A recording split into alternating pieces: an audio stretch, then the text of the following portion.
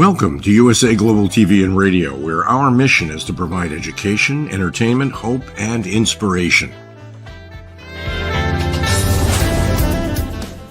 USA Global TV and Radio connects you with experts and audiences all around the world every single day to help you succeed in business and to live a richer life.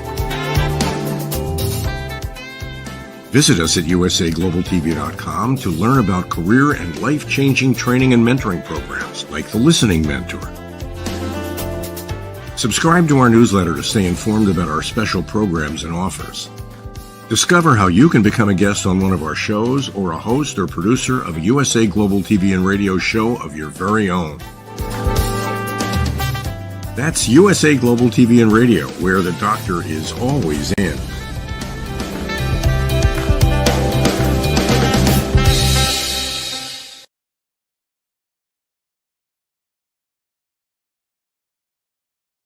Hello and good evening from the UK. My name is Dr. Madalene Chan. So hello to USA Global TV and Radio viewers, our Instagram, our Facebook, our YouTube viewers, our TikTok viewers, and Twitter X as well.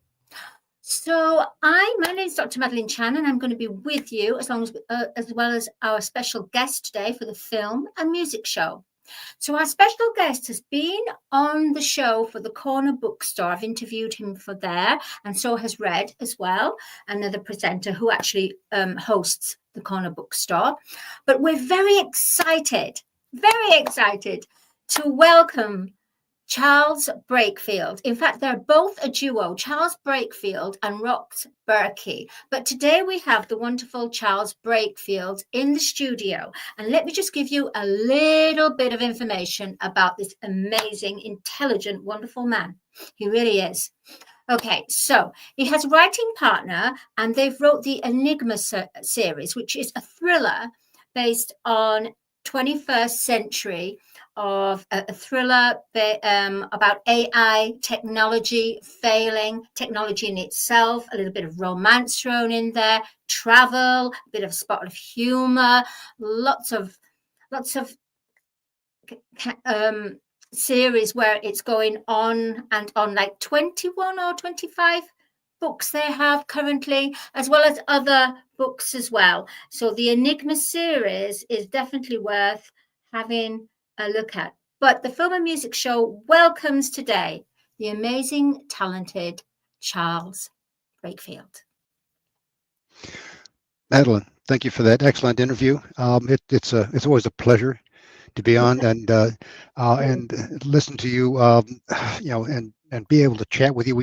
We seem to have so much just dialogue, just fun talking about, you say, okay, what's the neat stuff or the dumb stuff that you're doing, Charles, you and Rox, and we get a chance to be able to just catch up, cut up, and just have fun. It's wonderful. It's as if we're in the same room together, like in the lounge, just having a coffee and just so relaxed and being able to speak on a very relaxed level. So, Charles, for our viewers that don't know of you or have missed your interviews and may tune in later for your other interviews, can you tell our audience a kind of brief synopsis about yourself? Certainly. I'm a technologist by trade, and so is my writing partner, Rox Berkey. We got together early part of this a couple of decades ago. Okay, let's just put it to you like that. She gets mad if I say first part of the century because it makes it sound old.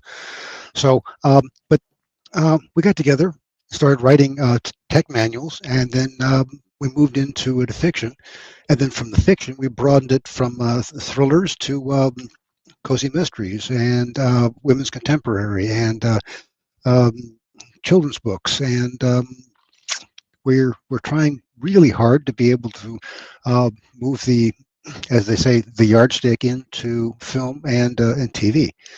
So that was one of the things that I was hoping to be able to chat with you about today. Say, here's some stuff that we're trying out. It's always a fun exercise, and for us, it's a journey. Thank you for sharing that. So, Charles, we actually have a YouTube video. It'd be really nice for our viewers to see all of your novels and all your Enigma series, and about yourself and Rox Berkey, your writing partner. So if we can have Heather, our lovely producer today on the Film and Music Show, to show the YouTube video, and we'll go from there. So the Enigma book series. Fabulous.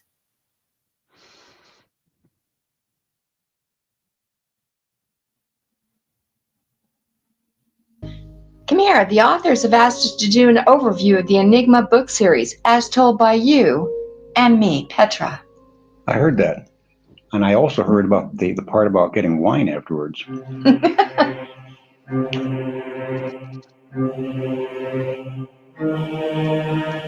All right, Jacob. Give me the elevator pitch about the Enigma book series, please. Sure. These books are set in present day on planet Earth. The authors use a lot of characters across the series. We generally love and embrace technology, but these stories depict what can happen if it becomes our nemesis. Our authors bake in technical facts and leverage the computer's origin from World War II, the Enigma encryption machine. Petra, did you hear me say a lot of characters? As in over 150? Sounds like the readers must read the whole series just to keep up with what's going on. No, our authors remove and add characters all the time. Some of them are so compelling, the authors want them to stay. Others are simply eliminated because their time is up. Each volume in the series is written as a great reading experience by itself. Conversely, if the reader buys the entire series, they aren't bored with a full recap of the characters every time.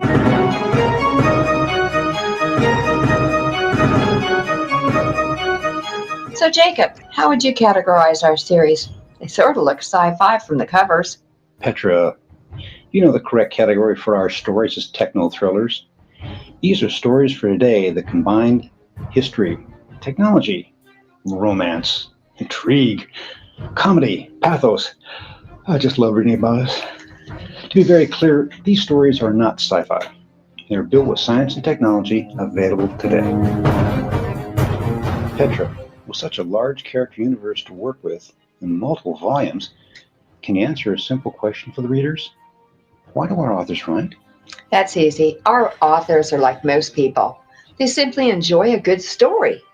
You know, humans like cheering the good guys, despising the bad guys, hurting for the jilted lovers, laughing at the character antics, and enjoying justice being served. Breakfield and Berkey want to write stories that entertain readers with relevant contemporary subjects, but that also make them think and imagine.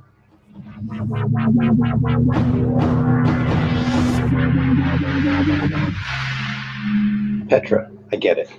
So can you give me a thumbnail sketch of the R group and the new group CATS, please? Of course. The R Group is the single most advanced information gathering organization on the planet. It's a family organization that has strong moral fiber.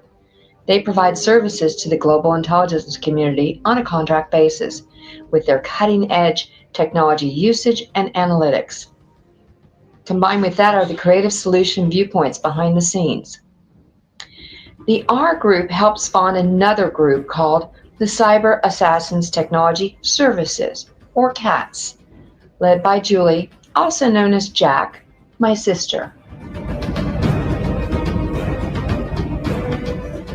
Jacob, in leafing through these stories, readers will notice unusual acronyms. You want to comment on these? Sure. Breakfield and Berkey take on some complex technology concepts and make them easier for the reader to work with by using funny or absurd acronyms to prevent the story from getting bogged down with a bunch of techno-geek speak. One of our favorite characters, of course, is Ichabod, or the immersive, collaborative, associative, binary override deterministic system. Sheesh, what a mouthful. Ichabod is a supercomputer with artificial intelligence designed and continually improved by Dr. Quip and your buddy. Heck, even the reviewers liked Pop-Tarts. What a hoot.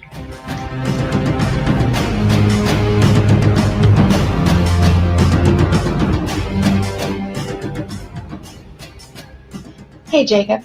I hope Breakfield and Berkey really like our overview of the series. It was a lot of fun, wasn't it? Yeah. So when do we get that wine that was promised? Let's go.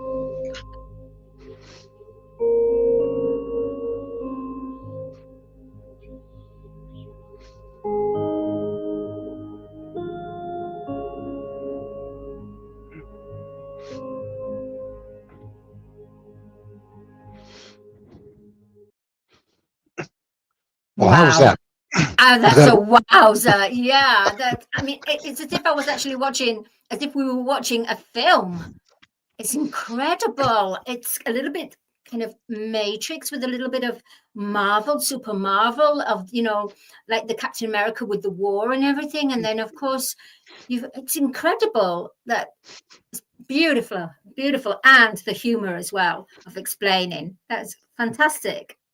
And our viewers can buy the Enigma series on Amazon, I believe. That's Amazon. correct, yes. And don't forget, as we've talked about in the past, Madalene, they're also available in Audible format. Oh, that's Audiobook. right, So, Charles. yeah, Yes. so anybody that's like, okay, yeah, it sounds good, but I don't have time to read.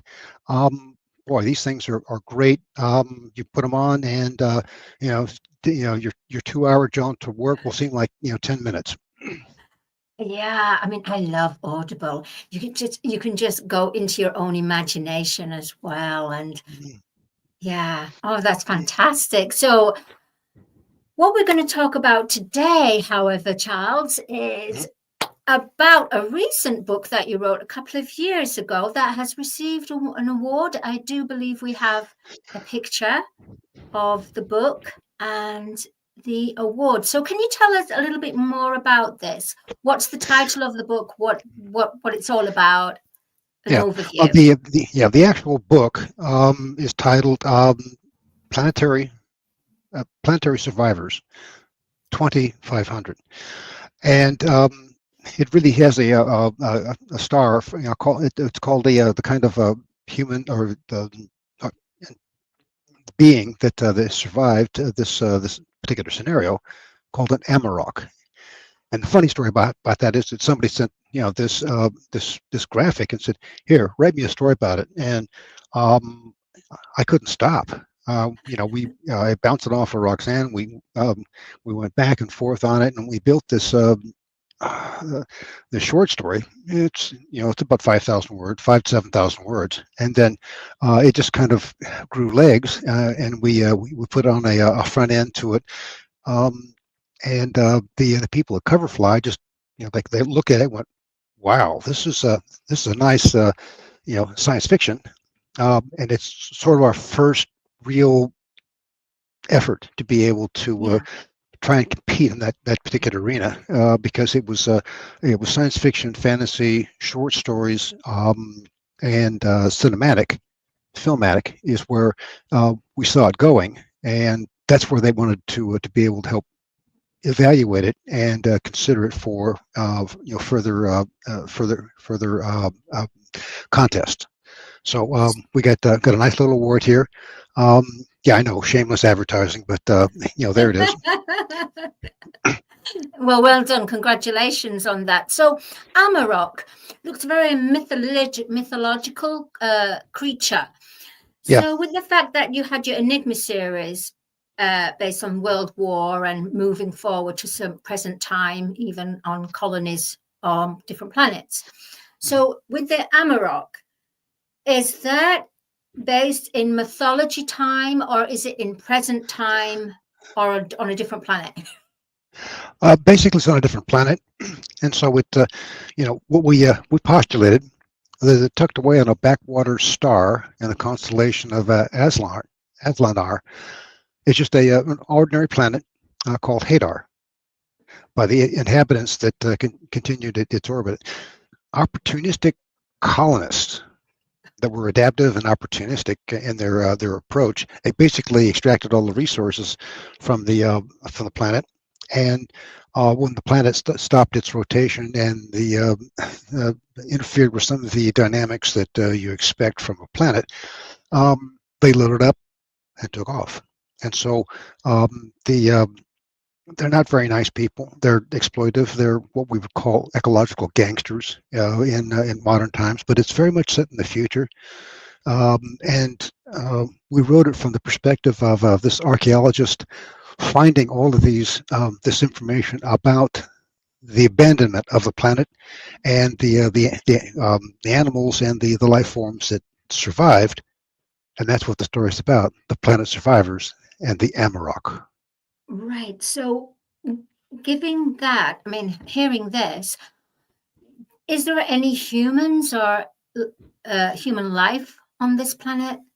It starts off with that, but basically, the two-legged form humanoids, they don't evolve. I mean, they're using, and so it's about who survives on the planet, and it's not the two-legged individuals; it's the four-legged creatures that make a go of it in very harsh conditions. But it does show that life can adapt. That was what we wanted to be able to show. Like, maybe that's something in our future. Maybe that's part of the reason for space exploration, just in case we run out of stuff to exploit on this planet. Hey, maybe somebody will find an archaeological information about us sometime in the future. Maybe, who knows? Ichabod could meet Amarok. Yep. Crossover.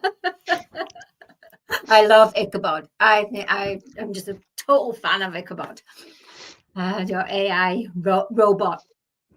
So, with regards to Amarok, the story treatment, how did you and Rox begin, and what inspired you? Well, of course, inspired because they gave you the cover and said, write the story. Yeah. So what was your first reaction to it? It progressed over several iterations. It was we first looked at it, so we just focused on the Amaroks and did not look at the what set the stage for that. So that was one of those things where we looked at it and said, we need a segue to get into how the planet is devolving, how it is now put the humanoids at risk for surviving on the planet, and it very much touch on some of the those humanistic feelings of well, we can't take everybody, and that was the heartbreak of it. Is like the pets don't get to go. So that's where some of that the next generation of life forms that do adapt come from. Right. So, for example, on Earth, we've got 2D animals. Maybe they go into 3D on another planet where they're functioning like humans. Well, maybe not as advanced in their mind as humans, but am I on the right track here, or I've gone completely whoosh? Well, no, basically, as the planet changes, and you see this in throughout our history on this planet, where it's like, okay, we had this period where everything was green and fertile, and but heavy on the carbon dioxide. Okay, well, all right, and then next couple million years later, it's like, hey, this has been changed, it's drying out, or it's we have an ice age, and so the planet does have its own life cycle, and the life forms have to adapt to it. The not just the the mobile ones like you and I are humans and animals, but the plants, the trees, all of those have to adapt to the next generation of life cycle. Whether you like it or not, you subscribe to it or like, okay, things are changing. That's the way it's always been. So the question becomes, how adaptive is that life form that you're writing about? Can they make the grade? And then you paint some really harsh environments. Okay, it no longer spins from east to west, but north to south. And so the dynamics for the weather patterns change. And so it's no longer getting the moisture that it needs past a belt of 150 miles. So that's where all life occurs. And so you start looking at the some of the geo attributes of a planet. What happens when it does this? Okay, if it stops spinning, that does have an effect on gravity. The way that the atmospheric works, and there's certain things that are a requirement for life to exist. Period. And so, stressing that to be able to push the story line to the point where it's like, okay, they're on a razor's edge. How do they survive? And that's where the fun attributes of the story come into play. That's fascinating. Wow. Charles, things always go in my head sometimes. I'm sure that the viewers would like to know as well. In the story, Amarok, how do the animals communicate? So how do you communicate the story to the readers? Do the Amarok speak a certain language, or do you communicate? How do you communicate? It's much like your pet to you. Let's say if you got a favorite hound dog or a cat, and they know when it's time to be fed. They don't come up and tell you with verbally. They look at your eyes, and they'll rub up against you, or they'll poke you with their nose, or they'll invite you, like, come on, we're going this way, and the gestures. And so it's a little more challenging because it's like, okay, well, animals don't have it in our particular short story. They don't have that speech capability. How they communicate is very much with their motions, their movements, their growls, their pawing at the ground, indicating that they're unhappy, or they need to go rescue somebody in their close proximity of the family, because they've been kidnapped by the dark side. So how was your research on this? Understanding about the animal, as well as what did you do, you and Rox? Yeah, we've all had favorite animals, pets that seem to be able to understand our moods. You get depressed, and they come over and nuzzle on you, saying, almost like, "It'll be okay, Mom," or Dad.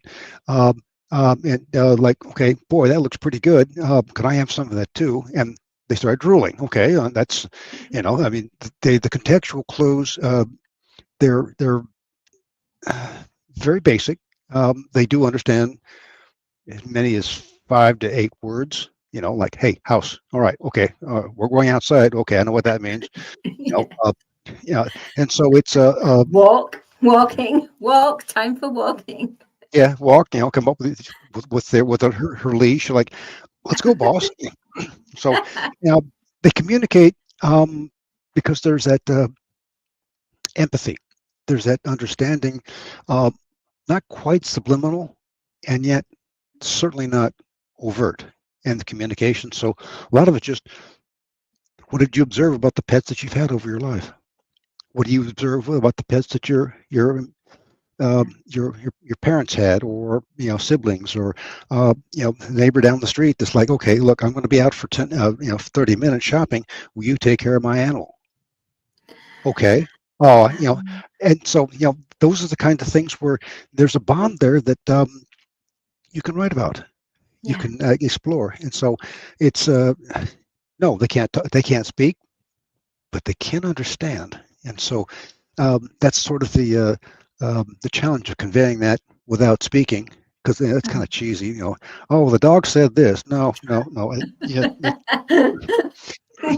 We can easily blame them, can't we? Humans will go, "Oh, it wasn't my fault. It was the dog's fault, or the cat's fault, or it was Lucy's fault, or something." Fantastic. Right, Charles, we're just going to go on to a quick break, and then we're going to come back and we're going to talk about taking the Enigma series and maybe even Amarok onto film, screen, sound, and vision. Okay. So we're just going to take a quick break. Okay. USA Global TV and Radio proudly presents Steve Klein Art at steveklein.art. My name is Steve Klein, born Manchester, England, 1953.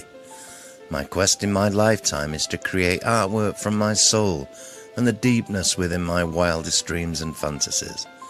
In 2012, my heart stopped when I was given too much anesthetic for a minor knee operation, and this near-death experience took me to another multi-dimensional world, an out-of-body experience, and I was given the gift of being blessed by an overwhelming, burning passion to become, for the very first time in my life, an artist with an eternal, passionate desire to bring my art, which I've named multi-dimensional, subliminal, freeform art, to the world, as only 3% recover from what I experienced, and now in my golden years want to release my cosmic, vital energy through my art to allow people to be a part of my cosmic dance. To learn more, email roccogoodwine@gmail.com. For VIP pricing, mention USA Global TV and Radio.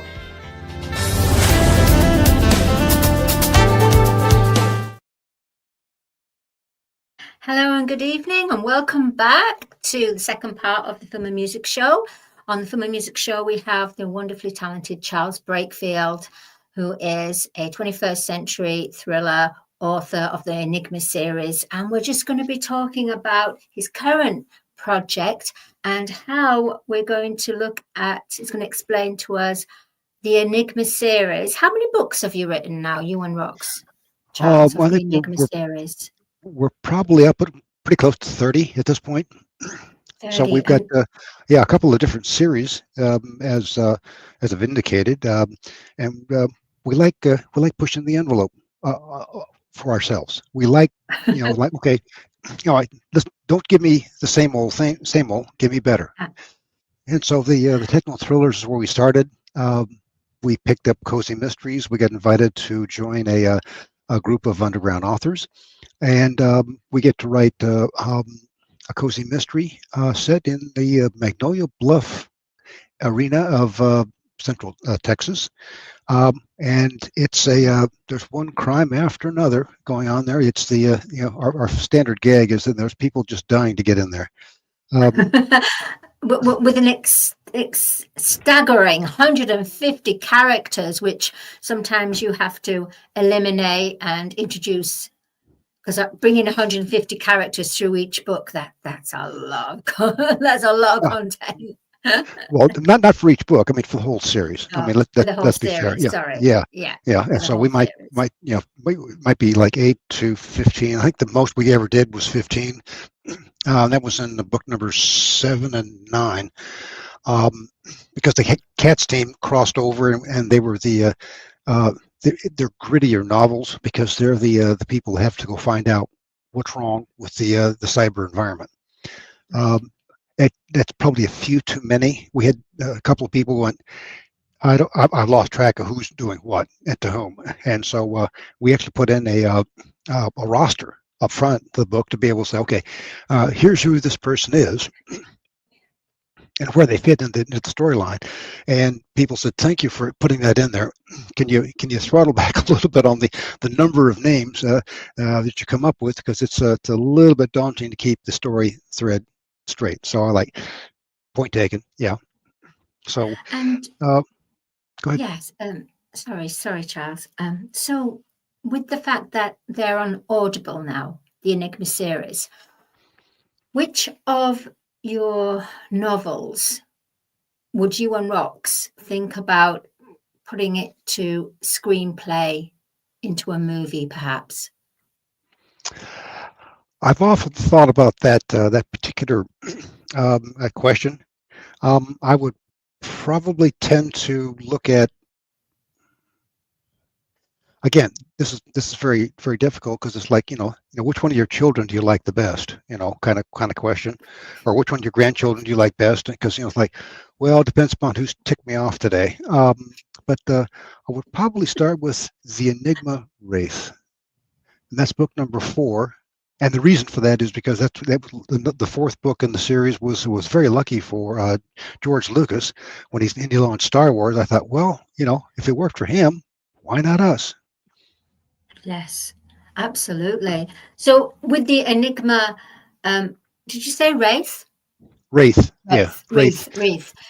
So would that, for the viewers, would that be the beginning of the story? Would that make more sense? No, it's not the beginning of the story, but see, each one of the books is a standalone. And so you can read any one of them out of sequence and still enjoy the story. We put enough details in to be able to pull it forward. Yeah, that they're richer if you read them in sequence. But the Enigma Wraith spawns a lot of the follow-on discussions, a lot of the evolution of the characters. The R group grows, matures up to book number 12, which is where we capped it. And then they turned over the reins of the organization over to their offspring, and that's why it's called the Enigma heirs. They're the next generation of the R group. They've been raised, and some of that begins with the Enigma Wraith, book 4. Very interesting. Very. So it would be classed as thriller sci-fi. Is that right? Am I correct in this? It's technology, technical facts, I mean, and thrillers. And so we actually coined the phrase techno thrillers back in 2012, 2015, along that vicinity, because that's where we wanted the books to compete. They weren't sci-fi. They weren't murder mysteries, and so we kept agitating, asking for people, say, can't you have a category like this? And come to find out, there were several other authors clamoring for the same thing. As soon as they saw, okay, techno thrillers, well, duh, of course, we'll add it to the inventory of people to be able to compete with. That's phenomenal. Wow. Sorry, my mind is just going and in the way that with the movie, it's so the next stage, the next evolving for the Enigma series to go into a movie, maybe a trilogy even. So because you're writers, do you and Rox have plans to actually write a screenplay for the Enigma series? So after we did book number 10, somebody challenged us and said, okay, this R group, I get them. They're the cyber good guys. Got lots of, they got oodles of ethics and morals. Where'd they come from? And we went, what a great prequel to write for the series. And so we wrote a historical fiction called Out of Poland. That's where basically, that's where the R group got its beginnings. They were, as you would understand, I enjoy World War II history. I'm a student of it. The Germans invaded Poland in 1939. So fast, in fact, that they just basically overwhelmed the Poles, and they were done in 30 days. It was remarkable. But there were three patriots that said, we're not going to stand for this. And their activity, their approach was to go steal a piece of communications gear from the Germans that they used to encrypt all of their battlefield communications. And so what we did was we said, okay, these guys went and stole the Enigma machine from the Germans and sent it over to the Allies to break. And basically, and that actually happened in 1942. They broke the Enigma machine, learned all the secrets, and were listening in on all the German communications. But they kept a copy, and they built their own information dynasty because they'd seen what the world was like without people fighting for justice, and that's what they've raised. They've trained their minds to do. They trained their children to do, and their children's children. And so that's the dynasty of the R group all the way through. And we took that book and turned it into a screenplay. And we've been shopping it a couple of places. There's no shortage of book festivals and places that will take a look at your stuff and give you feedback. And we got really close. We hit the top 20% in the Austin Film Festival 2 years ago, and they invited us to come in and do a or a movie pitch to the several producers and actors. A very fun exercise. It didn't make the last hurdle. It didn't get the last cut, but it was fun imagining, being able to actually create a screenplay from a novel that we had built, and put in the things that they say, okay, you got to do this and leave that out. Put this thing in. I might spend 2 to 5 pages describing a scene. Yeah. Screenplay will do it in 3 seconds. So, it was a quantum leap for us. And after we still take it. We still shop it to some of the film shows that are and competitions that are out there. Screenplay extravaganzas. But it's always a work in progress, trying to make it just a little bit better, because what they tell you is like, if it doesn't make it the first time, do it the second time. Rewrite it, do it a third time, fourth time, and maybe. And I talked to one of the people at one of the at the show, a producer, and he goes, Charles, I've done this. I put my play through this ringer 6 times before somebody said, this is pretty good stuff. And I went, oh, wow. So we're not to that 6th level yet, but doggone it, that's as we're going to keep trying. I'll say that at this point in time. Well, it's going to be very exciting when it all starts to take place and goes to the cinema. But what came through? Have you ever thought, because a few people now use TikTok and social media in the way that not going through the same way of approaching festivals, not music companies, film companies and everything, film agents. They're actually staging the actual book, like the Audible. You've got the Audible. They're actually staging the screenplay on social media. Interesting. I didn't know that. And what's coming through is, how about you get a group of actors or different people from different walks of life, and they read it out. They read it on social media, because then you create your trend. Yeah. And they're going, wow, what happened to that character? Did you know what happened with that? It's like everyone is a community and they start to talk about it. You create something. Because it seems to me that that's the way that the world is going. Yeah, the movie business, as you'd understand, tremendously expensive, and it's so much so that it's like, and it's disappointing, from some of the places that, they, well, I need something that's not going to cost me $1 billion and fail at the box office. Okay, I can appreciate that more than you understand, but at the same time, if all you're doing is repackaging stuff that's already been sold, and you get another repeat, Jaws 5, Rocky 6, Star Wars 30, that tends to suggest that there's fear of looking at anything new. We're not going to do the same old. We make sure that we don't do that, because I've talked to readers who have said, I used to love so and so, but I could always tell you what the next book was going to be about, because it's always the same formula. And I'm like, that was very harsh criticism. I'm not going to say who the author was, because that wouldn't be fair. But it was we took it to heart and said, okay, each one of these stories have got to be different. They have to have a different a format. There's a different threat, that's true, but it can't be same old. So we're gonna be on that side of the discussion all the time.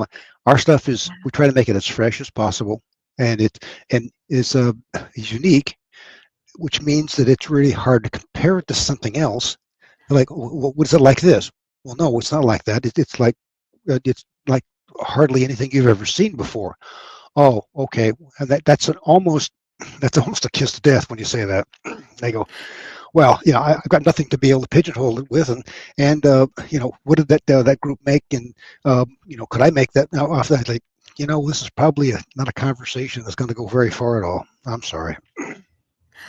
Well, we're running out of time right now, Charles. I just want to say amazingly thank you to you and Rox and the Enigma series, and really looking forward to hearing about the Enigma series and going on screen. I can hear the audibles definitely on social media, parts of the audible. It's phenomenal. It's the best thing for it to be in an audible for many people, because they're just so busy. Yeah. I actually had somebody send me a note complaining that she lost a whole weekend because she couldn't put the audible down. She had listened to it the whole thing. That is phenomenal. The kids didn't get fed. The dog didn't get let out. Nothing happened. She just listening to the audible, and she got chided for it. So somehow that was my fault. And she says, "Thank you. It was a great experience." So I had fun. Oh, that's wonderful that you were giving everyone, you and Rox are giving a lot of people that experience. So I just want to say thank you, Charles, for coming along on the Film and Music Show. Please do come back. In fact, when you do come back, I'm sure it's going to be about the actual script for the Enigma series from Wraith, starting from Wraith. Yeah, we can't but wonder. Yes, ma'am. Yeah. Thank you, Madalene. I appreciate being on. Yeah, and I'll see you next time. And thank you, Charles. Thank you. And if anybody wants to be in contact with Charles, you can contact him on the email authors. In fact, I'm going to let you, Charles, just say that. If anyone wants to contact. So you can use the email on the website. You can go out to enigmaseries.com and put your email in there and just say, hey, here's my email. Keep me apprised of all the stuff you guys are doing. And we have a monthly newsletter that goes out, and there's some free stuff out there that we put it out there. Security features that you should know at practice to make sure that you're not at risk while you're surfing the net. Fabulous. Wonderfully well said and presented. And thank you, Charles. And we'll see you next time. Thank you so much. Thank you. Thank you, ma'am. We're going to be coming to a close now. My name is Dr. Madalene Chan, and I want to just say thank you to our sponsor, Audi K. Barrier, international songwriter and producer. Thank you to our producer today on the Film and Music Show, the lovely Heather. And we'll see you next Thursday for another exciting episode of the Film and Music Show. Till then, have a great weekend that's coming up. Bye. Thank you, viewers and listeners of USA Global TV and Radio, for joining us today. We're honoured to have your time and attention as part of our global community. At USA Global TV and Radio, we believe in the power of authentic conversations, meaningful connections, and creating a world of possibilities together. Want to be part of something bigger? Join our team of elevated listeners at usaglobaltv.com, a space where your voice matters and your ability to listen transforms relationships. Stay connected with us across all our platforms for thought-provoking discussions, expert insights, and empowering stories. Subscribe to our channels at youtube.com/c/USAGlobalTV. Follow us on social media and explore the endless opportunities we're creating for growth, learning, and inspiration. Together, we're not just broadcasting, we're building bridges and changing lives one conversation at a time. For inquiries, contact us at info@usaglobaltv.com. Music by Johnny Dyes. Produced by Executive Producer and Director Dr. Jacqueline Kerbeck. Voiceover by Mike Porter. Creative Direction by Paul Garcia. All rights reserved. Copyright 2025. Visit usaglobaltv.com to view our full terms and conditions.